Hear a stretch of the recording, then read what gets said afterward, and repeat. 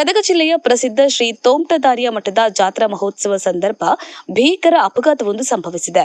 ಜಾತ್ರೆಯ ಅತಿದೊಡ್ಡ ಆಕರ್ಷಣೆಯಾಗಿದ್ದ dancing floor ಮನರಂಜನಾ ಯಂತ್ರವು ಚಾಲನೆಯಲ್ಲಿರುವಾಗಲೇ ತಾಂತ್ರಿಕ ದೋಷದಿಂದ ಮುರಿದು ಬಿದ್ದಿದ್ದು ಕನಿಷ್ಠ 21 ಜನರು ಗಾಯಗೊಂಡಿದ್ದಾರೆ.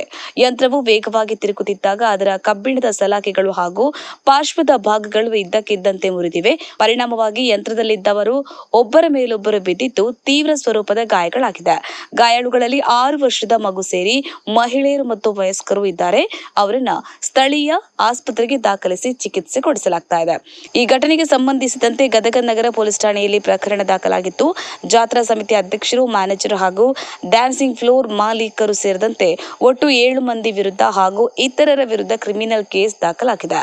ಸಾರ್ವಜನಿಕರ ಜೀವದ ಜೊತೆ ಚೆಲ್ಲಾಟವಾಡಿದ ಆಯೋಜಕರ ವಿರುದ್ಧ ಕಠಿಣ ಕ್ರಮ ಕೈಗೊಳ್ಳಬೇಕು ಎಂದು ಹಿಂದೂ ವೀರಶೈವ ಲಿಂಗಾಯತ ಯುವ ವೇದಿಕೆಯ ಮುಖಂಡರು ಆಕ್ರೋಶ ವ್ಯಕ್ತಪಡಿಸಿದ್ದಾರೆ. ಘಟನೆಯ ತನಿಖೆಯನ್ನ ಪೊಲೀಸ್ ಉಪನಿರೀಕ್ಷಕಿ ಆರ್ ಮುಂಡೇವಾಡಗೆ ಅವರು ಕೈಗೊಂಡಿದ್ದಾರೆ. ಗಾಳೆಪ್ಯಾಚಾರ್ಜರ್ ಲಕ್ಷ್ಮೇಶ್ವರ. ಜೈ ಭೀಮ್ ನ್ಯೂಸ್ 24x7 ಇದು ಬಹುಜನರ ನ್ಯಾಯಕ್ಕಾಗಿ.